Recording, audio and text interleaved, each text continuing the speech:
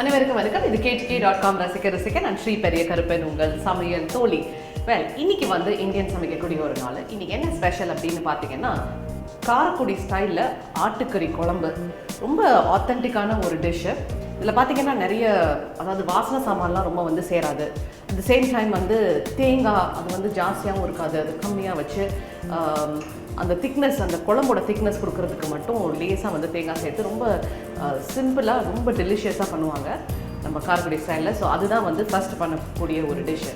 So second பார்த்தீங்கன்னா கிட்ஸோட lunch box special. So பிள்ளைங்களுக்குலாம் ரொம்ப பிடிச்ச ஒரு வெஜிடபிள் என்னென்னு பார்த்தீங்கன்னா உருளைக்கிழங்கு. ஸோ அந்த உருளைக்கிழங்கு வச்சு சட்னி பேஸ் பண்ணி ஒரு டிஷ் பண்ண போகிறேன். ஸோ அதுவும் ரொம்ப குயிக் அண்ட் ஈஸியாக இருக்கும். வீக் டே லஞ்ச் ஸ்பெஷலுக்கு, அதாவது கிட்ஸோட லஞ்ச் பாக்ஸ் ஸ்பெஷலுக்கு ரொம்ப ஆப்டான ஒரு டிஷ்ஷுன்னு நினைக்கிறேன். ஸோ ஃபஸ்ட்டு வந்து நம்மளோட ஆட்டுக்கறி குழம்போடு ஆரம்பிப்போம்.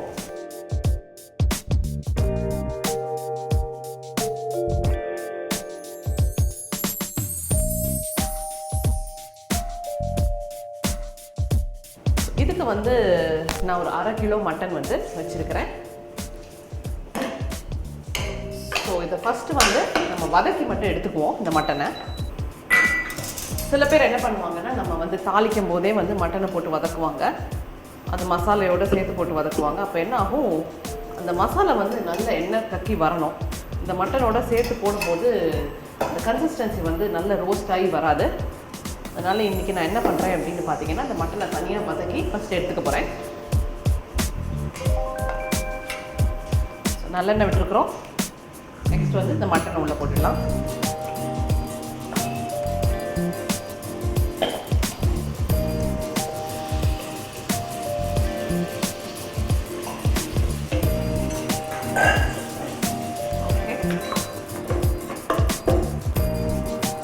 இந்த மட்டன் வதக்கும் போதே லேசாக மஞ்சத்தூள் மட்டும் சேர்த்து போட்டு வதக்கிடுவோம். ஓகே,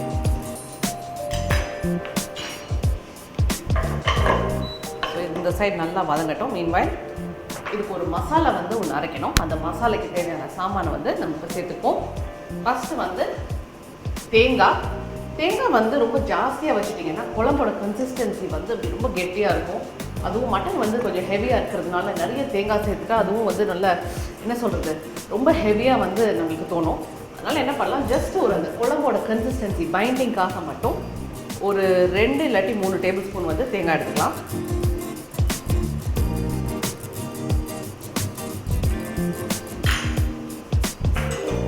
அப்புறம் கொஞ்சோண்டு மிளகு, சும்மா ஒரு 5-6 பீஸ் மிளகுன்னு வச்சுக்கலாம். அப்புறம் ஜென்ரலாக என்ன பண்ணுவாங்கன்னா, சோம்பு, சீரகம், கசகசா, அப்புறம் வரமிளகா, இது எல்லாத்தையும் நல்லா வறுத்து ரோஸ்ட் பண்ணி பவுடர் பண்ணி வச்சுக்குவாங்க. அது வந்து நம்ம காரக்குடி ஸ்டைலில் அது வந்து மசாலா தூள் அப்படிம்பாங்க, இல்லாட்டி குழம்பு மிளகாய் தூள் அப்படிம்பாங்க, இல்லாட்டி இந்த மாதிரி கிரேவிஸ், இந்த மாதிரி மசாலா சாமான்லாம் அது வந்து ரொம்ப ரொம்ப டேஸ்டியாக இருக்கும். ஸோ அந்த குழம்பு மிளகாய் தூள் நான் இங்கே வச்சுருக்கிறேன். ஸோ அதை நான் சேர்க்க போகிறேன். ஸோ அது வந்து ஒரு 2 டேபிள் ஸ்பூன். இது இல்லை அப்படின்னா ஒன்றும் பிரச்சனை இல்லை. அதாவது முதல்ல சொன்ன மாதிரி வரமிளகா, சோம்பு, சீரகம், கசகசா, இது 4 நல்லா சும்மா வெறும் சட்டியில் போட்டு நல்லா வறுத்துட்டு நல்லா பவுடர் பண்ணி வச்சுக்காங்க. ஸோ அந்த மசாலா தூள் வந்து இப்போ சேர்த்துருக்குறேன். பட் இன்னும் கொஞ்சம் தூக்குதலாக இதுக்கு வந்து சோம்பு வேணும் அப்படிங்கிறதுக்காக இன்னொரு 1/2 டீஸ்பூன் சோம்பு மட்டும் உள்ளே சேர்க்குறேன். அப்புறம் தேங்காய் மட்டும் போட்டால் வந்து ஃபுல் பைண்டிங் நம்மளுக்கு வந்து கிடைக்காது. அதனால என்ன பண்ணுறேன் அப்படின்னா, கொஞ்சமாக பொட்டுக்கடலை. இந்த பொட்டுக்கடலை வந்து ரொம்ப ஜாஸ்தியாக பண்ணிட்டீங்கன்னா அது வந்து கிட்டத்தட்ட சட்னி மாதிரி போயிடும். அதனால வந்து ஓரளவுக்கு அந்த தேங்காய் பைண்ட் பண்ணுற அளவுக்கு நீங்கள் வந்து பொட்டுக்கடலை, அதாவது மேக்ஸிமம் ஒரு 2 டீஸ்பூன்ஸ் வச்சா போகிறோம். ஓகே, ஸோ இதெல்லாம் வச்சாச்சு. இது எல்லாத்தையும் சேர்த்து ஒரு நைஸ் பேஸ்ட்டாக வந்து அரைச்சிக்கணும்.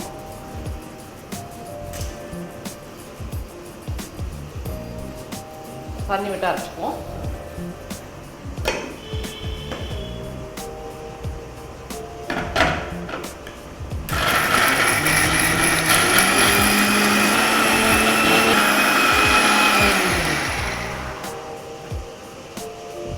ஓகே, ஸோ நம்மளோட மசாலா வந்து நைஸ் பேஸ்ட்டாக அருமையாக அரைஞ்சி வந்திருக்கு. அதாவது இந்த மசாலா தூளில் மட்டும் இந்த மாதிரி மசாலா வந்து நம்ம சேர்த்து அரைக்கும் போது தேங்காய் வந்து தெரிஞ்சுதுன்னு வச்சுக்கோங்களேன், உங்களோட கிரேவி வந்து சில்கி அண்ட் ஸ்மூத்தியாக இருக்காது. அதனால் கொஞ்சம் எஃபர்ட் போட்டு நல்லா நைஸ் பேஸ்ட்டாக அரைச்சிக்கோங்க. இந்த சைடு நம்மளோட மட்டன் வந்து வதங்கிட்டுருக்கு. அதாவது ஃபுல்லாக குக் ஆகணும்னு அவசியம் கிடையாது, கொஞ்சம் நல்லா வதங்கணும். அப்போ தான் வந்து அந்த டேஸ்ட் வந்து நல்லாயிருக்கும்.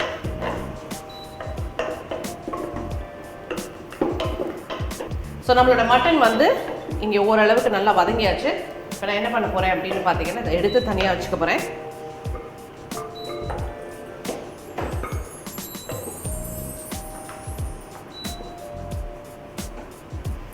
ஓகே, நம்மளோட மட்டன் வந்து இப்போ வதக்கியாச்சு. இப்போ நெக்ஸ்ட் வந்து நம்ம குழம்பு வந்து தாளிக்கணும். அதுக்கு திருப்பி வந்து குக்கர் போட்டுக்கலாம். இதுக்கு வந்து நம்மளுக்கு வெங்காயம், தக்காளி, அப்புறம் வந்து பூண்டு இதெல்லாம் நறுக்கி வேணும். தக்காளி கட் பண்ணிப்போம்.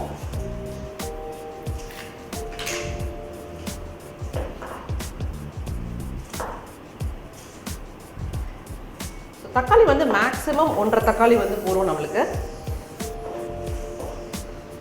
கொஞ்சம் பெரிய தக்காளியாக இருந்தால் 1 தக்காளி கூட போகிறோம்.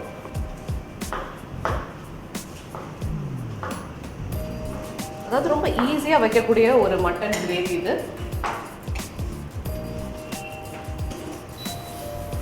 ஜென்ரலாக பார்த்தீங்கன்னா நம்ம வந்து நான்வெஜ் குக் பண்ணும்போது நிறைய கரம் மசாலா சேர்ப்போம். அதாவது கிராம்பு, ஏலக்காய், பட்டை இலை, பிரிஞ்சி இலை எல்லாம் சேர்ப்போம். பட் இந்த பர்டிகுலர் குசீனில் பார்த்தீங்கன்னா நான்வெஜ் சமைக்கும் போது, எஸ்பெஷலி ஆட்டுக்கறி சமைக்கும் போது வந்து நிறைய மசாலாஸ் யூஸ் பண்ண மாட்டாங்க. ஓகே, ஸோ ஃபஸ்ட்டு வந்து நல்லெண்ணெய்,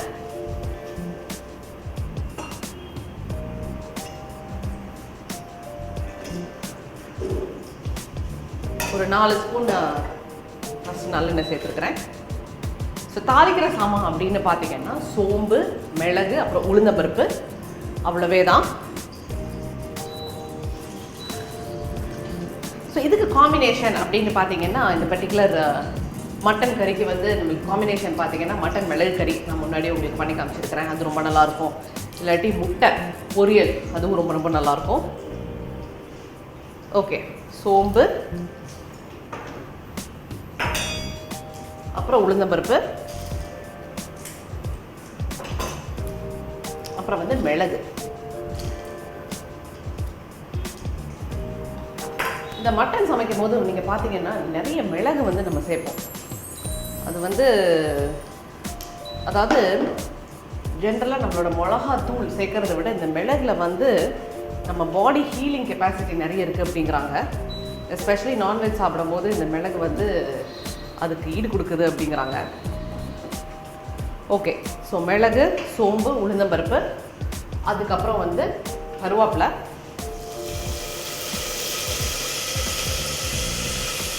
அப்புறம் ஒரு 20 சின்ன வெங்காயத்தை வந்து பொடியாக நறுக்கி வச்சுருக்கிறேன். ஸோ அதையும் வந்து உள்ளே சேர்க்க போகிறேன். இந்த டிஷ்க்கு கண்டிப்பாக சின்ன வெங்காயம் தான் சேர்க்கணும். அப்போ தான் வந்து ஃப்ளேவர் நல்லாயிருக்கும்.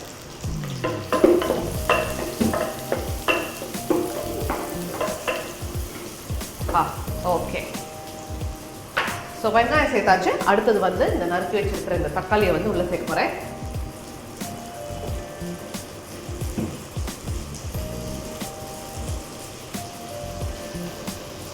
இந்த கறியில் பார்த்தீங்கன்னா இஞ்சியே வந்து சேர்க்கலை, இஞ்சி சேர்க்கக்கூடாது. ஆனால் வந்து பூண்டு சேர்க்கணும். பூண்டு வந்து பேஸ்ட் ஃபார்மில் சேர்க்கலை, இந்த மாதிரி பொடியாக நீளமாக நறுக்கி உள்ளே போட்டு சேர்க்குறேன். இது வந்து நம்ம மட்டனோட சேர்த்து சாப்பிடும்போது ரொம்ப யம்மியாக இருக்கும் அப்படிங்கிறதுக்காக. நல்லா உங்களுக்கு பூண்டு வேணும், ரொம்ப பிடிக்கும் அப்படின்னு பார்த்தீங்கன்னா ஒரு 7-8 பூண்டு கூட சேர்க்கலாம்.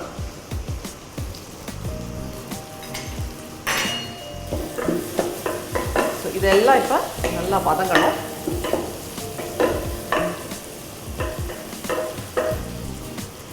இப்போ நம்ம இந்த மசாலா அரைச்சிருக்கோம் பார்த்தீங்களா, அது எல்லாம் வந்து நம்ம வதக்கி அரைக்கல, எல்லாம் பச்சையாக அரைச்சிருக்கோம். அதனால என்ன பண்ணணும் அப்படின்னு பார்த்தீங்கன்னா இது மசாலையை வந்து இதில் சேர்த்துட்டு இது நல்லா வதங்குற வரைக்கும் வெயிட் பண்ணணும். அதாவது எண்ணெய் கக்கி வர வரைக்கும் வெயிட் பண்ணணும். ஸோ மசாலையை உள்ளே சேர்த்துடலாம்.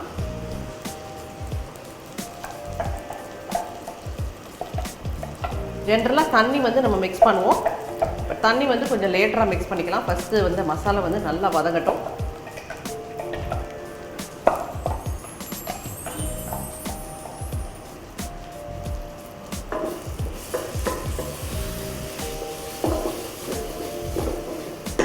அட்லீஸ்ட் ஒரு 7-8 நிமிஷமாவது நல்லா வதங்கணும். உங்களுக்கே தெரியும் அது வந்து மசாலா நல்லா அப்படி உங்களுக்கு அந்த ஃப்ளேவரே அப்படி சேஞ்ச் ஆகிற மாதிரி இருக்கும். அந்த பச்சை வாசனை போகும் அப்படிம்பாங்க இல்லையா, அது உங்களுக்கே தெரிய வரும்.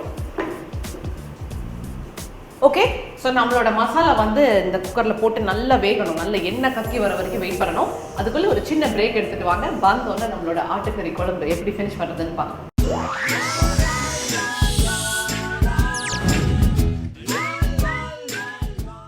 ஓகே, ஸோ வெல்கம் பேக் மக்களே. இன்றைக்கி வந்து இந்தியன் சமைச்சிட்டு இருக்கிறோம். அதில் வந்து ஆட்டுக்கறி குழம்பு தான் இன்றைக்கி நம்மளோட ஸ்பெஷல். நல்லா வதங்கிட்டு இருக்கு நம்மளோட மசாலா. இப்போ என்ன பண்ணுவோம் அப்படின்னு பார்த்தீங்கன்னா, இதில் வந்து நம்ம வந்து வதக்கி வச்சிருக்கிற மட்டனை இப்போ வந்து உள்ளே சேர்த்துடலாம்.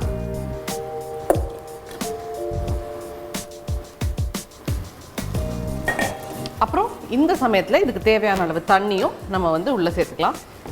நம்ம அரைச்ச மிக்ஸி இங்கே ரெடியாக இருக்குது. ஸோ அதில் வந்து லேசாக தண்ணி மிக்ஸ் பண்ணிவிட்டு உள்ளே சேர்த்துருவோம்.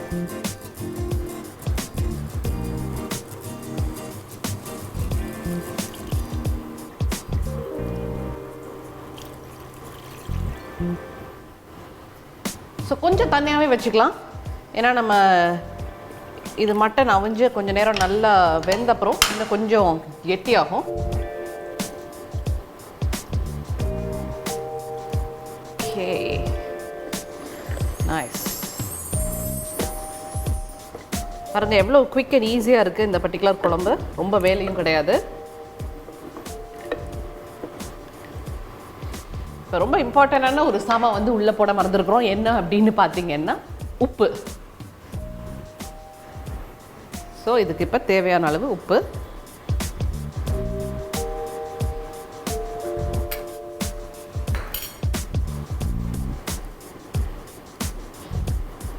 ஸோ இதில் வந்து புளி இல்லை, வாசனை சாமான் இல்லை, ஆனாலும் வந்து ரொம்ப ரொம்ப டெலிஷியஸாக இருக்கும்.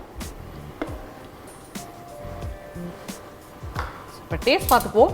உப்பு உரப்பெல்லாம் கரெக்டாக இருந்துச்சுன்னா அப்படி க்ளோஸ் பண்ணி வச்சு நம்ம ஒரு 5 விசில் கொடுத்து நம்ம இறக்குனா நம்மளோட மட்டன் குழம்பு வந்து முடிஞ்சு போச்சு. எல்லாம் பர்ஃபெக்டாக இருக்குது. இப்போ என்ன பண்ண போகிறேன் அப்படின்னு பார்த்தீங்கன்னா, அதை க்ளோஸ் பண்ணி வைக்க போகிறேன். ஸோ இது பேசிக்காக ஒரு 5 விசில் வர வரைக்கும் நம்ம வெயிட் பண்ணிவிட்டு இதை வந்து இப்போ ஓப்பன் பண்ணிக்கலாம். ஓகே, ஸோ நம்மளோட மட்டன் வந்து 5 விசில் வந்து ஆஃப் பண்ணி வச்சுருக்கிறேன். ஓகே, ஸோ நம்மளோட மட்டன் வந்து இப்போ வெந்துருச்சா அப்படின்னு குவிக்காக டெஸ்ட் பண்ணிடுவோம். எஸ், சூப்பராக வந்துருச்சு. ஸோ இந்த சைடை நான் சர்வ் பண்ணுறதுக்காக ஒயிட் ரைஸோடு வச்சுருக்கிறேன். ஸோ ஒயிட் ரைஸ் அண்ட் நம்மளோட மட்டன் குழம்பு.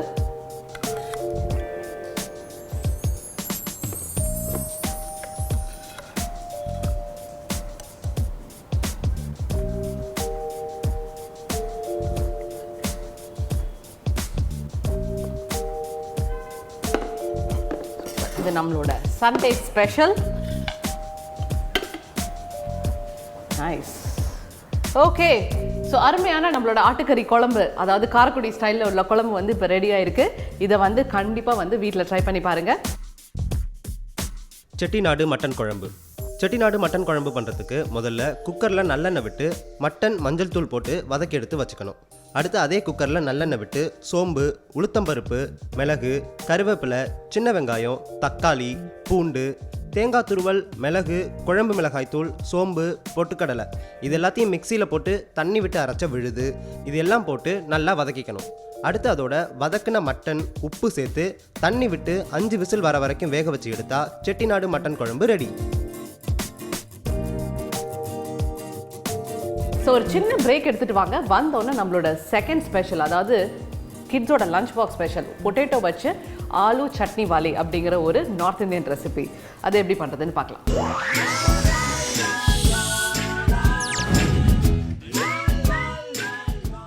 ஸோ வெல்கம் பேக் மக்களே. இன்றைக்கி வந்து அருமையான இந்தியன் சமைச்சிக்கிட்டு இருக்கிறோம்.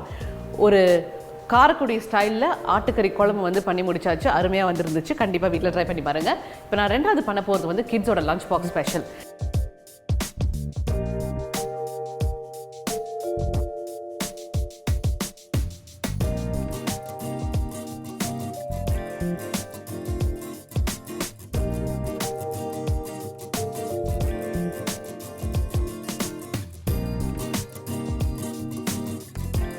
இது பேர் வந்து ஆலு சட்னி வாலே அப்படிம்பாங்க. இதுக்கு வந்து நான் குட்டி குட்டி உருளைக்கிழங்கு வந்து இன்றைக்கி நான் யூஸ் பண்ணுறேன். பட் உங்களுக்கு வேணும்னா நீங்கள் பெரிய உருளைக்கிழங்கை வந்து அவிய போட்டு, அதாவது உப்பு மஞ்சள் பொடியெலாம் போட்டு அவிக்கணும்னு அவசியம் இல்லை. சும்மா தண்ணி விட்டு அவிய போட்டு தோல் உரித்து குட்டி குட்டி பீஸாக நறுக்கி வச்சுக்கோங்க. இதோட அந்த ஊர் சைடில் இது வந்து ரொம்ப பாப்புலர். ஏன்னா அவங்க வீட்டில் எப்போவுமே சட்னி இருக்கும், மோஸ்ட்லி சட்னி இருக்கும். ஸோ குயிக்காக ஒரு டிஷ் பண்ணணும், அதாவது கிட்ஸுக்கு வந்து அதாவது லஞ்ச் பாக்ஸ் ஸ்பெஷலுக்கு ஏதாவது பண்ணி கொடுக்கணும் அப்படின்னு நினச்சாங்கன்னா இந்த சட்னியை யூஸ் பண்ணி, அதாவது க்ரீன் சட்னி, அதாவது புதினா கொத்தமல்லிலாம் போட்டு அரைக்கிறோம் இல்லையா, அந்த க்ரீன் சட்னியை யூஸ் பண்ணி இந்த பொட்டேட்டோவையும் உள்ளே போட்டு ஒரு கலவை மாதிரி பண்ணி, ஒரு சாட் மாதிரி பண்ணி, இதை எதர் அவங்க வந்து அப்படைசராகவும் சாப்பிட்றாங்க, இல்லாட்டி சப்பாத்திக்குள்ளே வச்சு ரோல் பண்ணி பசங்களுக்கு வந்து அது ஒரு ஹெல்த்தி லஞ்சாகவும் அவங்க வந்து கொடுத்து விட்றாங்க. ஸோ ரொம்ப ஈஸியான ஒரு டிஷ் தான். எப்படி பண்ணுறது அப்படிங்கிறத பார்க்கலாம். ஃபஸ்ட்டு கடாய் போட்டுக்கலாம். இது பேரலெல்லாம் நம்ம வந்து 2 விஷயம் பண்ண போகிறோம். ஒன்று வந்து பொட்டேட்டோவை போட்டு ரோஸ்ட் பண்ணிக்கிறது, 2வது வந்து சட்னி அரைக்கிறது. ஏன்னா இன்றைக்கி நமக்கு கிட்ட சட்னி இல்லை இல்லையா, ஸோ ஃபஸ்ட்லேருந்து ஆரம்பிக்கணும் நம்ம. ஸோ இது பேசிக்காக பார்த்திங்கன்னா இந்த பொட்டேட்டோ வந்து கொஞ்சம் நல்லா ரோஸ்ட் ஆகணும், அதுக்கப்புறம் தான் நம்ம வந்து சட்னி சேர்க்கணும். அப்போ தான் வந்து டேஸ்டியராக இருக்கும். ஸோ ஃபஸ்ட்டு எண்ணெய், இந்த சைடு வந்து எள்ளு நான் வந்து யூஸ் பண்ண போகிறேன் இன்றைக்கி. அந்த எள்ளு பார்த்திங்கன்னா இது வந்து வெள்ளை எல்லாம் இருக்குது. ஸோ கடைசியாக வந்து நம்ம கொஞ்சம் எள்ளு வந்து சேர்ப்போம் அந்த உருளைக்கிழங்கோட. ஸோ அதுக்கு வந்து நம்ம எள்ளையும் வந்து தனியாக ரோஸ்ட் பண்ணிக்கணும், அதுவும் பண்ணுவோம். ஃபஸ்ட்டு வந்து ஜீரகம்,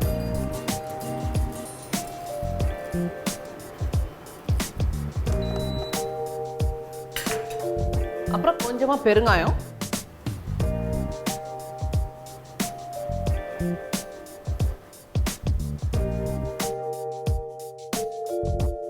ஓகே. ஸோ ஃபர்ஸ்ட் வந்து ஜீரகம் போட்டாச்சு, அப்புறம் வந்து பெருங்காயம் போட்டாச்சு. அடுத்தது வந்து அவிச்ச உருளைக்கிழங்கு வச்சுருக்கிறேன், அதையும் வந்து உள்ளே சேர்க்க போகிறேன்.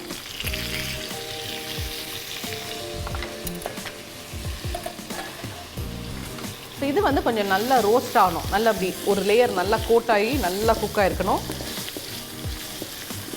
ஸோ நல்ல ஒரு மீடியம் தீயில் வச்சு இதை வந்து நல்லா குக் பண்ணுவோம். இந்த சைடு வந்து எள்ளை வந்து நம்ம ரோஸ்ட் பண்ணிக்கலாம். ஸோ ஒரு டீஸ்பூன் எள்ளு,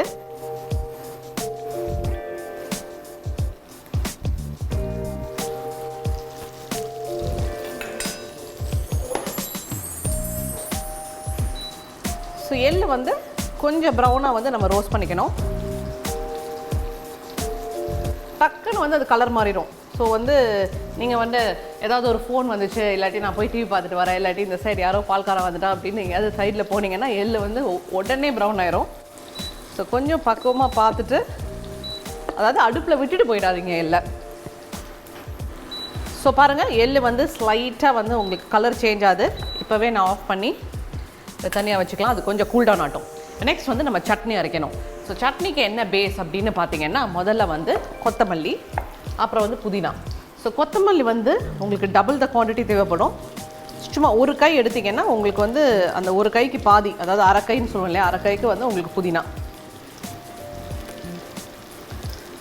ஸோ புதினா வந்து ஜஸ்ட் ஒரு ஃப்ளேவர் அடிஷனுக்கு தான், அது வந்து டாமினேட் பண்ணக்கூடாது இந்த சட்னியை.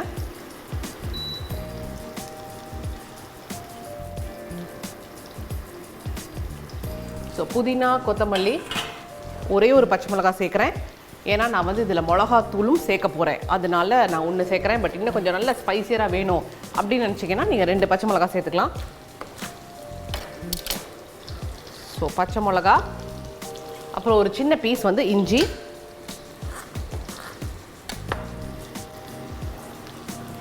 அப்புறம் ஒரு 2லேருந்து 3 பல்லு பூண்டு.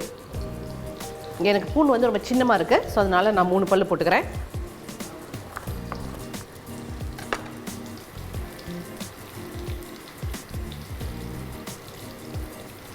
ஸோ அவ்வளோதான். இதை வந்து ஒரு நைஸ் பேஸ்ட்டாக அரைச்சிக்கலாம்.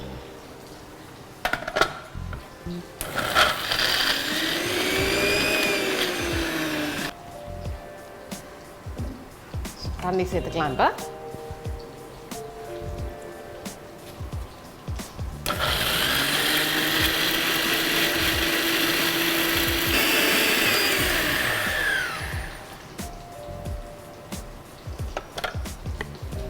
ஓகே, நம்மளோட சட்னி வந்து சட்னியோட பேஸ்ட்டு அது வந்து ரெடியாக இருக்குது. இந்த சைடு உருளைக்கிழங்கு வந்து கொஞ்சம் ரோஸ்ட் ஆகிருக்கு.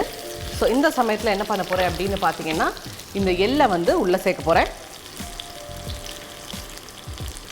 இது வந்து ஒரு ஆப்ஷனல் இன்க்ரீடியன்ட் தான், பட் போட்டிங்கன்னா கொஞ்சம் நல்லா க்ரன்ச்சியாக இருக்கும்.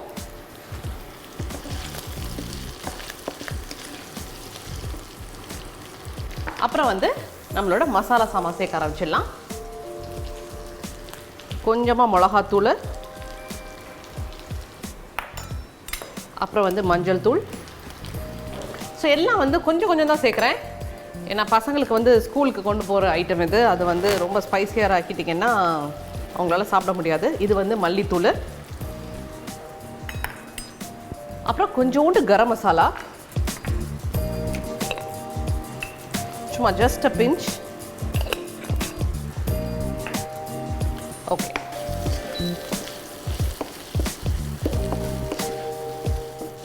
அப்புறம் இதுக்கு தேவையான அளவு உப்பு.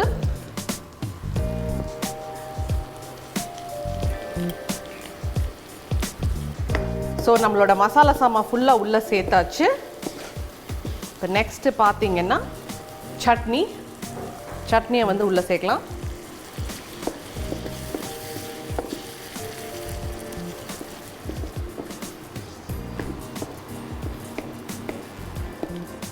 இது வந்து கொஞ்சம் நல்லா வதங்கணும், ஏன்னா எல்லாம் பச்சையாக இருக்குது இல்லையா. ஸோ கொஞ்சம் நல்லா வதங்கணும். ஸோ அது சைடில் வதங்கட்டும். இந்த சைட் கார்னிஷ்க்கு வந்து நம்மளுக்கு வந்து ஒரு லெமன் தேவைப்படும். அதனால் லெமன் கட் பண்ணிக்கலாம்.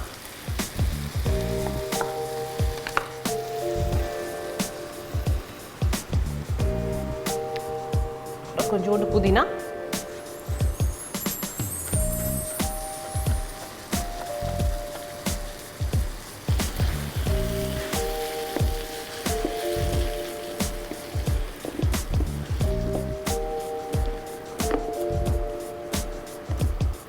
இதை வந்து இப்போ லேசாக நம்ம வந்து டேஸ்ட் பண்ணிக்குவோம், அதாவது உப்பு உரப்பு எல்லாம் கரெக்டாக இருக்கா அப்படின்னு.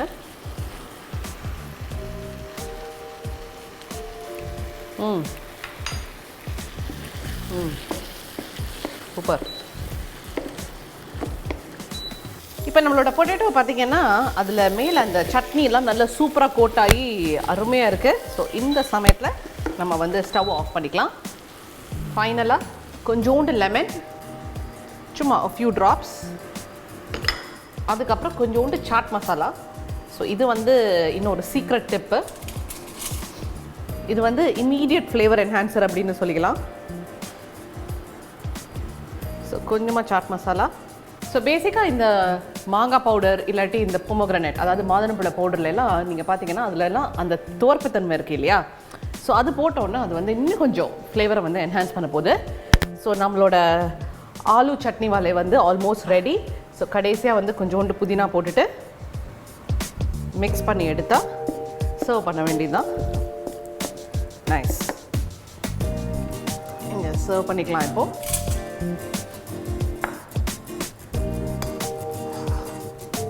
இதை நான் வந்து இன்றைக்கி அப்படைசர் மாதிரி சர்வ் பண்ணுறேன். பட் இதை வந்து பிள்ளைங்களுக்கு சப்பாத்தியோட இதை சைடில் வச்சு இதை வந்து அவங்களுக்கு லஞ்ச் பாக்ஸுக்கு நீங்கள் பேக் பண்ணலாம்.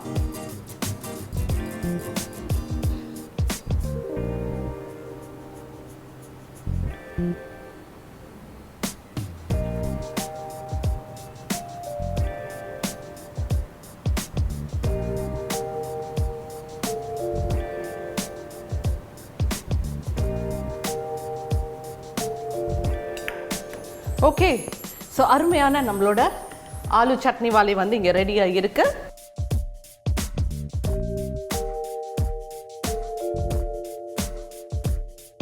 சட்னி ஆலு பண்ணுறதுக்கு பேனில் எண்ணெய் விட்டு சீரகம், பெருங்காயத்தூள், வேக வச்ச பேபி பொட்டேட்டோ இதெல்லாம் போட்டு சிம்மில் வச்சு வேக விடணும். அடுத்து புதினா, கொத்தமல்லி, பச்சை மிளகாய், இஞ்சி, பூண்டு இது எல்லாத்தையும் தண்ணி விட்டு மிக்சியில் அரைச்சி வச்சுக்கணும். இப்போது பேபி பொட்டேட்டோ வேக ஆரம்பித்ததும் வறுத்த வெள்ளை எள்ளு, மிளகாய்த்தூள், மஞ்சள் தூள், தனியாத்தூள், கரம் மசாலா தூள், உப்பு, அரைச்ச சட்னி இது எல்லாத்தையும் போட்டு வதக்கிக்கணும். கடைசியாக எலுமிச்சை சாறு, சாட் மசாலா தூள், நறுக்கின புதினா இதெல்லாம் போட்டு கலந்தா சட்னி ஆலு ரெடி.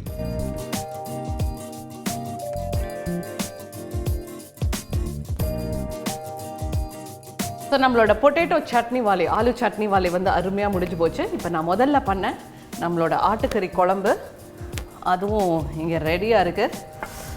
அப்படி ரெண்டுமே வந்து பயங்கர அப்படைசிங்காக இருக்குது, இன்வைட்டிங்காக இருக்குது. ஸோ கண்டிப்பாக நான் வந்து இதை என்ஜாய் பண்ண போகிறேன். நீங்களும் கண்டிப்பாக இதை வீட்டில் ட்ரை பண்ணி பாருங்கள். ரெண்டும் குவிக் அண்ட் ஈஸியான ரெசிபிஸ் தான். இன்னொரு நாள் நான் உங்களை திருப்பி மீட் பண்ணுறேன். இப்போதைக்கு it is Shri signing off. Bye.